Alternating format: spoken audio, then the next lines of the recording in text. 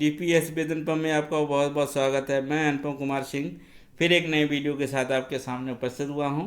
दोस्तों, ये हमने टॉपिक लिया है आधुनिक भारत के इतिहास से कैबिनेट मिशन।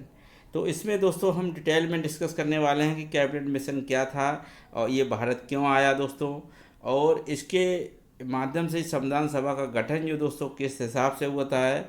तो आप देख सकते हैं दोस्तों, जो ये फ़ोटो आप देख रहे हैं ये पैंथिक लॉरेंस का है। यह है जो कि ये कैबिनेट मिशन के एक मेंबर थे। और वहीं देख सकते हैं ये महात्मा गांधी की फ़ोटो है। ये सबसे बेहतरीन फ़ोटो इसीलिए मानी जाती है क्योंकि जो फ़ोटो आप देख रहे हैं इस समय, ये जो भारतीय मुद्रा पे छपा हुआ जो आप नोट देखते हैं ना, वो यही वाला फ़ोटो होता है, यही वाला ये चित्र है, यही है। तो दोस्तों, जब कैबिनेट मिशन आता है तो वो गांधी जी से मिलता है, तो ये उसी दौरान एक फ़ोटो ली जाती है गांधी और पैंथिक लॉरेंस की। तो ये जो फ़ोटो आप देख रहे हैं, तो यही आप देखिएगा, आप जब कोई भारतीय मुद्रा देखें तो उसमें जो फ़ोटो है वो आप सही से इस पर देख लेना कि इसी तरह का फ़ोटो उस पर छपा हुआ है। तो ये वही फ़ोटो है और ये पैंथिक लॉरेंस के साथ उनका फ़ोटो खिंचा हुआ था। तो इस पर दोस्तों हम डिस्कस करेंगे कैबिनेट मिशन के आने की क्या वजह रही है, क्यों आया, और उसके आने के बाद भारत में कितना चेंजिंग हुआ। तो इस पे हम डिस्कस करने वाले हैं। गाइस, अगर अभी तक आप हमारे चैनल पर नए हैं, अभी तक आपने हमारे चैनल को सब्सक्राइब नहीं किया तो चैनल को सब्सक्राइब कर लें और बेल आइकन को प्रेस करना ना भूलें, जिससे मेरी वीडियो की नोटिफिकेशन आपको सबसे पहले मिलती रहे। तो शुरू करते हैं दोस्तों आज का सेशन। दोस्तों, वीडियो को स्किप नहीं करना है। आप वो इतना अच्छा डिस्कस दोस्तों होने वाला है वीडियो में कि आपको लगेगा कि सारा कंटेंट इसमें निचोड़ करके रखा है। दोस्तों, कैबिनेट मिशन, तो कैबिनेट मिशन दोस्तों कब आता है, तो ये सबसे पहले 1946 को आता है। तो अब दोस्तों क्या आने के वजह है, तो इसकी पृष्ठभूमि में हम थोड़ा देख लेते हैं। जो ब्रिटेन में आम चुनाव हो रहे होते हैं उस समय, तो लेबर पार्टी जो कि विजय हो जाती है वहाँ की, और जो कंजरवेटिव पार्टी थी वो कि उसकी हार हो जाती है। और जो कंजरवेटिव पार्टी के जो नेता थे वो कौन थे, विंस्टन चर्चिल, जो कि अभी तक उसके ब्रिटेन के प्रधानमंत्री थे। कौन, विंस्टन चर्चिल, और जो कि कंजरवेटिव पार्टी से बिलोंग करते थे। वहीं लेबर पार्टी से दोस्तों विजय हो जाती है। और इसके जो नए प्रधानमंत्री बनते हैं वो बनते हैं क्लीमेंट इटली बनते हैं दोस्तों, जो कि एक लेबर पार्टी के सदस्य थे। तो ये दोस्तों जो पार्टी थी वो कैसी थी, उदारवादी पार्टी थी दोस्तों। और वहीं देखते हैं दोस्तों, द्वितीय विश्व युद्ध जो होता है वो 2 सितंबर 1945 को दोस्तों क्या होता है, समाप्त हो जाता है। तो अब क्या होता है, इसी समय भारत में क्या चल रहा होता है, ये दोस्तों विश्व स्तरीय ये दोनों चीज़ें घटनाएं जो हो रही थी वो ब्रिटेन में हो रही थी। और ये विश्व लेवल की जो घटना थी, द्वितीय विश्व युद्ध दोस्तों समाप्त हो चुका होता है। और भाई उस समय भारत में क्या चल रहा था, उस समय भारत में सोनो दोस्तों नौसेना विद्रोह चल रहा था, जो कि 18 फरवरी 1946 को सेना ने विद्रोह कर दिया था। किसने, नौसेना विद्रोह ने किया था। तो दोस्तों ये नौसेना विद्रोह किसने किया था, HMIS तलवार के सैनिकों के द्वारा दोस्तों किया गया था। और इस नौसेना के दोस्तों सैनिकों ने 24 फरवरी 1946 को आत्मसमर्पण कर देता। दोस्तों इसमें से मेरा एक अलग से वीडियो पड़ा है नौसेना विद्रोह पे, आप देख सकते हैं, और जिसकी मैं लिंक आपको दोस्तों डिस्क्रिप्शन प्रोवाइड करा देंगे। तो इसमें आप देख सकते हैं नौसेना विद्रोह डिटेल में हमने दोस्तों इसमें बताया गया है। तो इतना आप इसमें समझ लें कि 18 फरवरी 1940 को उस समय क्या था, जब कैबिनेट मिशन आ रहा तो भारत में उस समय चल के आ रहा था, नौसेना विद्रोह उस समय चल रहा था, और जो कि 24 फरवरी 1940 को इसमें आत्मसमर्पण कर दिया गया था।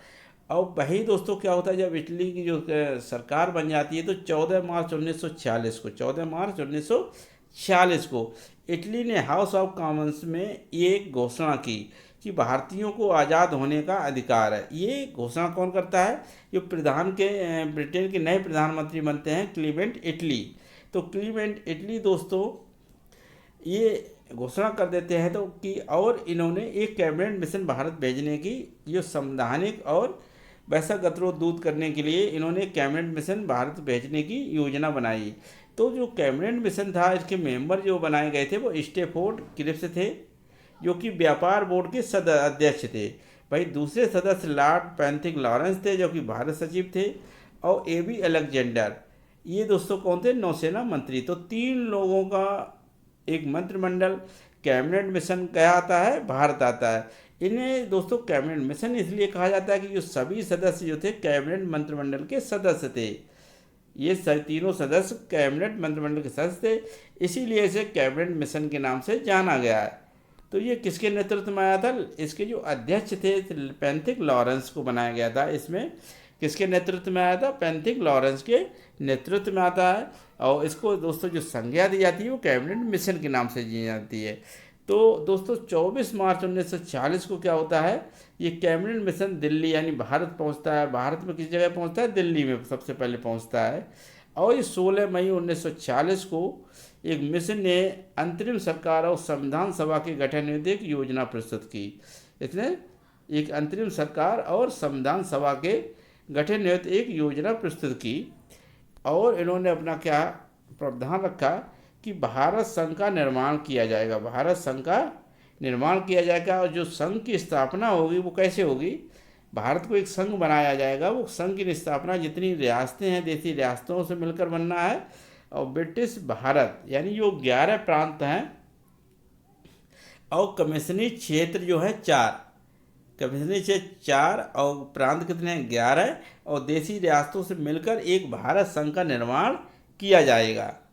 भाई दोस्तों इन्होंने पूरे भारत के जो थे समूह प्रांतों को 3 समूह में विभाजित कर देता है। ये 3 समूह में विभाजित कर दिया जाता है, जिसमें दोस्तों आ वर्ग में इन्होंने रखा है बम्बई को रखा, मद्रास में रखा, संयुक्त प्रांत और मध्य प्रांत और बिहार और उड़ीसा, ये सभी आ वर्ग में रखे गए। वहीं बा वर्ग में दोस्तों पंजाब, सिंध और उत्तर पश्चिमी सीमा प्रांत। तो हम देख सकते हैं कि जो इतना इलाका आप देख सकते हैं और इतना इलाका, तो ये बीच का इलाका दोस्तों ए था और वहीं बी जो था दोस्तों वो पंजाब, सिंध, उत्तरी पश्चिम सीमा प्रांत, इसको बी बनाया गया था, इसको बा बनाया गया था, बा वर्ग।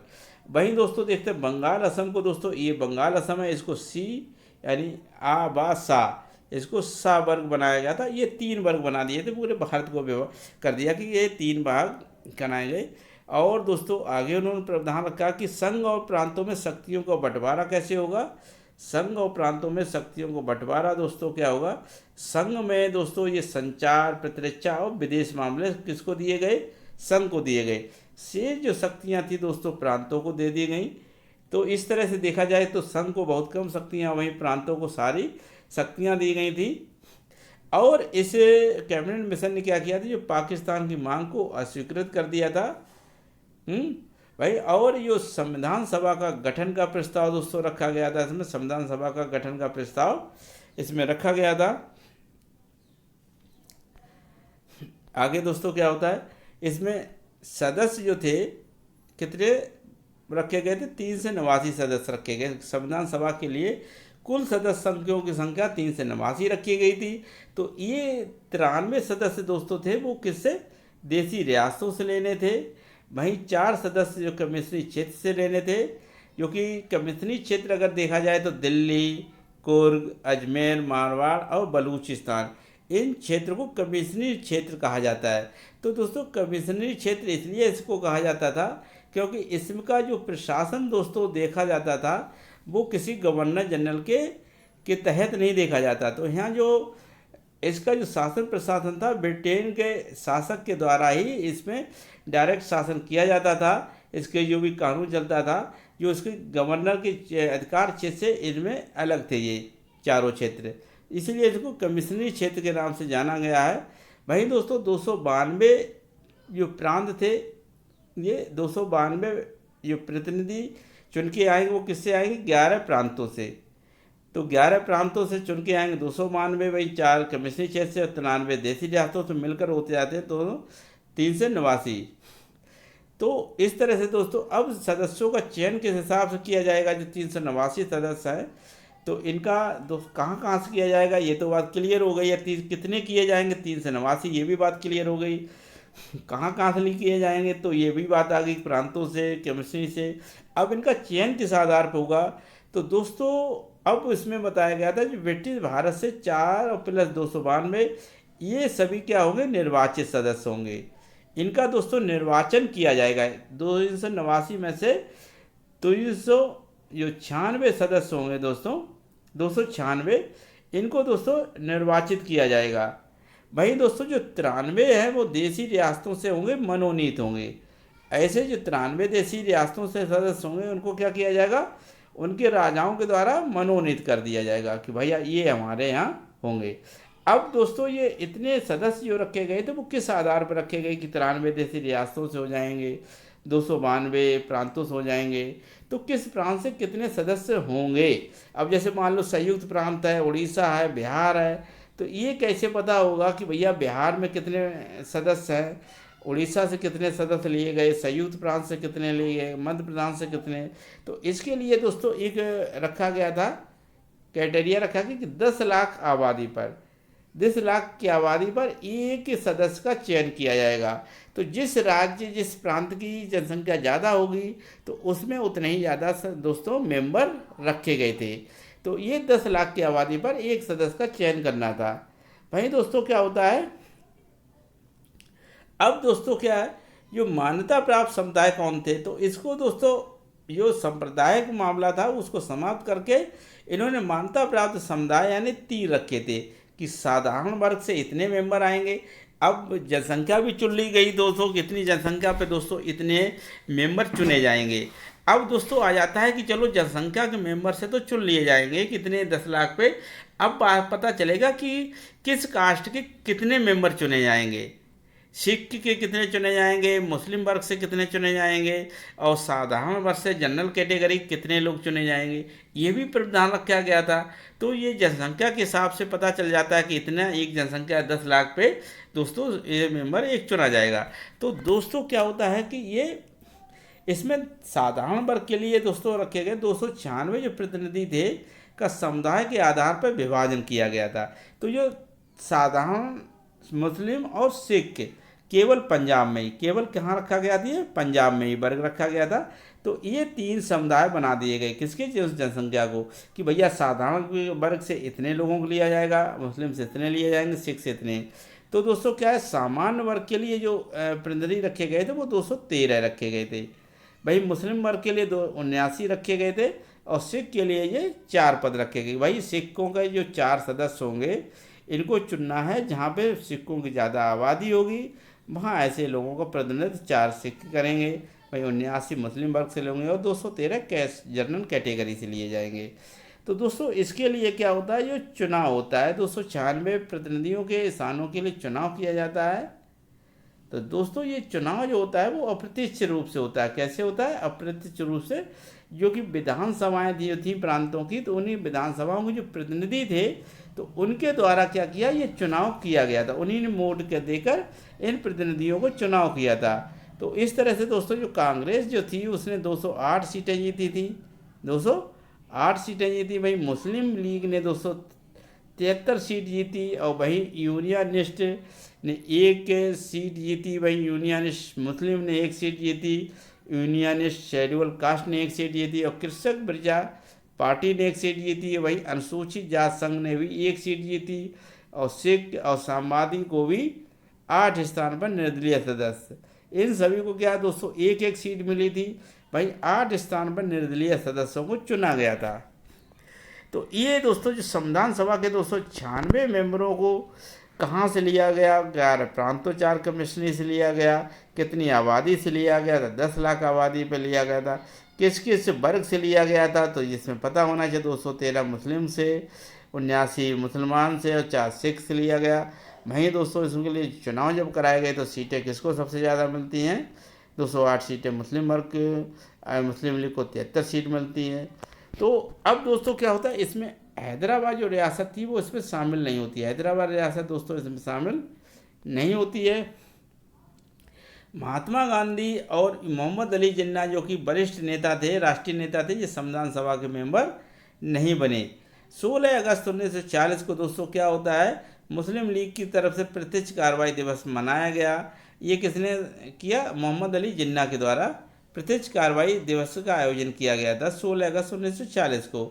अम्बेडकर दोस्तों क्या था, ये मुंबई प्रेसिडेंसी की पूना संसदीय सीट से कांग्रेस के M.R. जयकर से त्यागपत्र दिलाकर अम्बेडकर को कहाँ संविधान सभा में चुना गया था। कहाँ, मुंबई प्रेसिडेंसी की पूना संसदीय क्षेत्र कांग्रेस के एम.आर. जयकर से त्यागपत्र दिलाकर अम्बेडकर को संविधान सभा में चुना गया।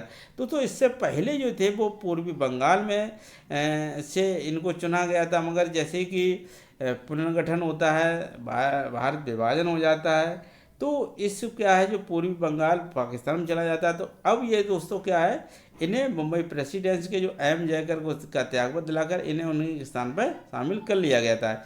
इससे पहले ये कहाँ थे, पूर्वी बंगाल से चुने गए थे।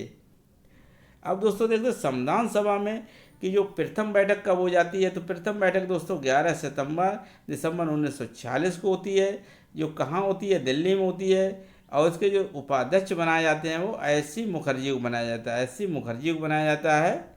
और इसके अस्थायी अध्यक्ष बनाया जाता है डॉक्टर सच्चिदानंद सिन्हा को, डॉक्टर सच्चिदानंद सिन्हा को इसका अस्थायी अध्यक्ष बनाया जाता है। दोस्तों द्वितीय बैठक जो होती है 11 दिसंबर 1946 को होती है, और इसमें दोस्तों स्थायी जो अध्यक्ष बनाया जाता है डॉक्टर राजेंद्र प्रसाद को बनाया जाता है। और इसके संवैधानिक सलाहकार कौन होते हैं, बी.एन. राव को बनाया जाता है। मुस्लिम लीग जो दोस्तों थी तो संविधान रक्षा का बहिष्कार किया, इसने संविधान सभा का बहिष्कार किया। किसने, मुस्लिम लीग, ये कि संविधान सभा में शामिल नहीं होती है। वहीं संविधान सभा की प्रथम बैठक उपस्थित सदस्य कितने थे, तो संविधान की जो प्रथम बैठक हुई तो उसमें दोस्तों मात्र 208 लोग ही शामिल थे। संविधान सभा का पुनर्गठन के बाद सदस्य संख्या दोस्तों 299, 200 कितनी रह जाती है, 299 रह जाती है। वहीं दोस्तों संविधान सभा में महिला सदस्य संख्या कितनी है, 15 थी। वहीं अनुसूचित जाति संख्या कितनी थी, 26 थी। अनुसूचित जनजाति संख्या कितनी थी, 33। ये पॉइंट आपको याद कर लेने हैं। भाई संविधान सभा की प्रमुख महिला सदस्य कौन कौन थी, संविधान में 15 महिलाएं तो थीं, पर उनमें से कौन से जिनके नाम आपको देख लेने चाहिए, तो वो थी सुचेता कृपलानी, जो कि जे.बी. कृपलानी की पत्नी थी। वहीं विजय लक्ष्मी पंडित को बनाया गया था, और राजकुमारी अमृत कौर को संविधान सभा थी। वहीं सरोजिनी नायडू भी संविधान सभा की मेंबर थी, हंसा मेहता थी, और कमला चौधरी थी। तो दोस्तों एक बात आप देखें कि विजय लक्ष्मी पंडित कौन थी, तो विजय लक्ष्मी पंडित आप दोस्तों बहुत ही, मुझे उम्मीद नहीं कि आपको याद होगा या पता होगा। विजय लक्ष्मी पंडित दोस्तों थी जो जवाहरलाल नेहरू की बड़ी हुई कौन थी, बेटी थी। ये विजय लक्ष्मी पंडित कौन थी, इनकी बेटी थी विजय लक्ष्मी पंडित ये। और दोस्तों आगे ये था आज का सेशन। दोस्तों आपको कैसा लगा दोस्तों, अगर वीडियो आपको अच्छा लगा हो तो कमेंट करके हमें ज़रूर बताएं, और कहीं भी कोई दोस्तों अगर आपको कन्फ्यूजन हो तो हमें कमेंट करें। और वीडियो अगर अच्छा लगा हो तो वीडियो को लाइक शेयर करना ना भूलें दोस्तों, और हमारे चैनल को सब्सक्राइब कर लें दोस्तों। आज के लिए बस इतना ही, मिलते हैं किसी नेक्स्ट वीडियो में दोस्तों। आज के लिए बस इतना ही। जय हिंद दोस्तों।